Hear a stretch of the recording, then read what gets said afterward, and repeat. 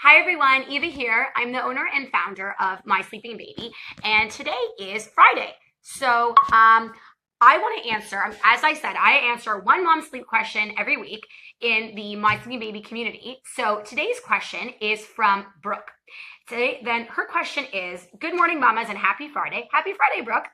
I have an 8-month-old who doesn't sleep. And by doesn't sleep, I mean he wakes up every 2 hours or less throughout the night.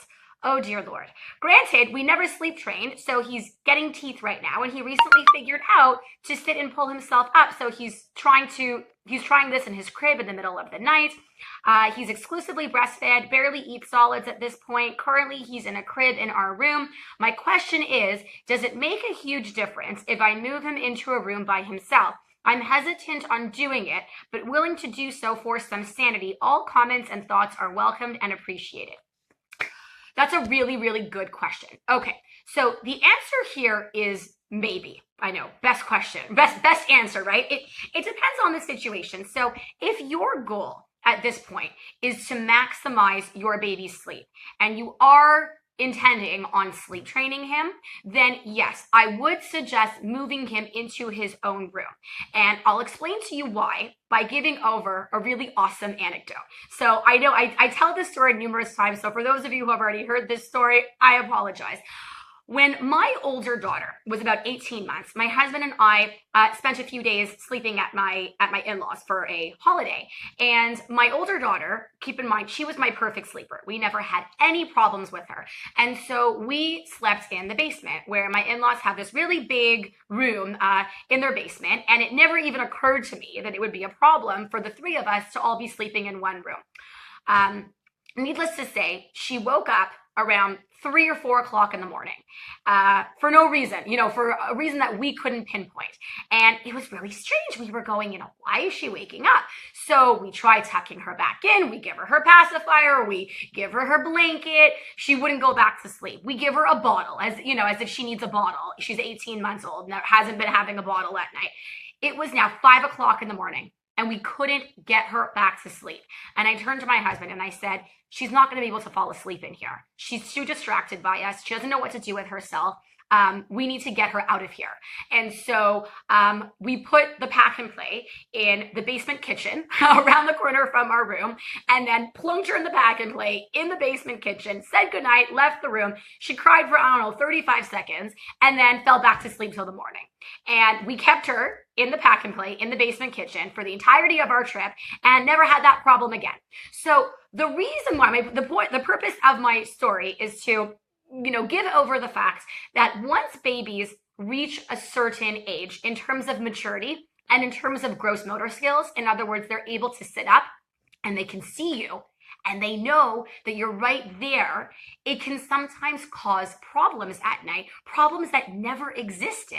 They see you and they just don't know what to do with themselves because they're just not mature enough to say, oh, okay, yeah, mom's there, dad's there, all right, big deal, I'm rolling over and going back to sleep. Maybe by age 3, they'll be able to do that. You can reason with them, but well under that age, forget it. So if your goal is to really work on maximizing your 8-month-old's sleep, and, gosh, you're up with him every 2 hours. I mean, a healthy 8-month-old can definitely be giving you way better sleep than that. Then I think one part of your sleep plan would be to move him out of your room into his own sleep space. So it's almost like you're out of sight, out of mind, and you don't have to worry about your presence being a distraction at nighttime. Now, one thing I do want to very strongly emphasize here is that moving him out of your room into his own room without making any other changes might not do anything. Because you see, the difference between your situation and the example I gave with my daughter when she was 1.5 years is that we didn't have any other sleep problems at the time. She was a solid sleeper. Here, there's a lot going on. For an 8-month-old to still be waking up every 2 hours, there's likely many other changes that you're going to have to make in order to be able to maximize his sleep. So what I'm trying to say is if that's what you intend on doing, moving him into his own room is going to help because it's going to eliminate your presence as a distraction. But if you're not making any other changes, he might still be waking up every 2 hours because, out of sheer habit, maybe because he's overtired, because he doesn't know how to fall asleep. So he's waking up because he needs you to help him get back to sleep. If you don't feel like sleep training is right for you or right for your family, or it's not the right time, then keeping him in your room is going to make the night wakings easier on you, because if he's waking up every 2 hours, it's probably easier to just bring him into your bed than it is to constantly be getting up out of your bed every 2 hours and going into his room. So it really depends on what your goals are here. To summarize, if you're hoping to maximize his sleep and do some sleep training, get the other problems sorted out, then yes, you're going to want to, gradually and gently transition him to his own room. But, if you're not ready for that just yet or at all, then, keeping him in your room, in your bed, is probably going to make the night wakings more manageable, though I can still appreciate how exhausted you must be. So one thing I do want to mention on a side, and I know this wasn't your question, but I do want to mention this nonetheless. You mentioned here that he's exclusively breastfed and barely eats solids at this point. So I know that your question wasn't at all about eating, but I want to tell you something that I've seen, a general observation that I've seen, over the last while. And that is that I find that babies who have sleep difficulties and also have eating difficulties, it's usually intertwined in that, when you have a baby who's fussy and cranky because he's not sleeping optimally for his age, it can directly affect his eating. And as a result, he's just too fussy and cranky to be able to actually eat. You see, remember, for us as adults, eating's not work. But for a baby and for a toddler, eating is actual work. They have to sit, they have to they have to sit properly, they have to focus on the food that you're feeding them or pick up the food themselves.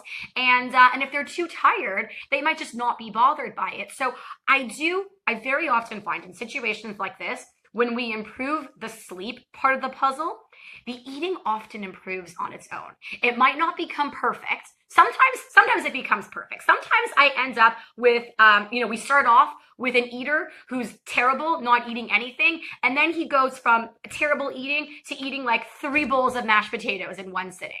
That sometimes happens, but very often what happens is that the situation improves. Maybe you don't have the best eater in the world, but you have a better eater than you did before. Or if there's an actual problem with the eating, it becomes more manageable and you can actually tackle it head on, because you're not dealing with an underlying problem of overtiredness, which is just worsening the eating. So I know that wasn't your question, but I saw that there and I kind of wanted to mention it. But to address, to summarize my answer for your actual question, the answer, should you move your baby into his own room? Maybe. If you intend on implementing a sleep plan that's going to, look at the overtiredness and how he's falling asleep and the various habits and behaviors that he has, then yes, it's going to help. Just moving him into his room and not addressing anything else, it might not do much. It may or may not, and it might end up getting you just more exhausted in the process, in which case keeping him in your room will make those night wakings more manageable for you.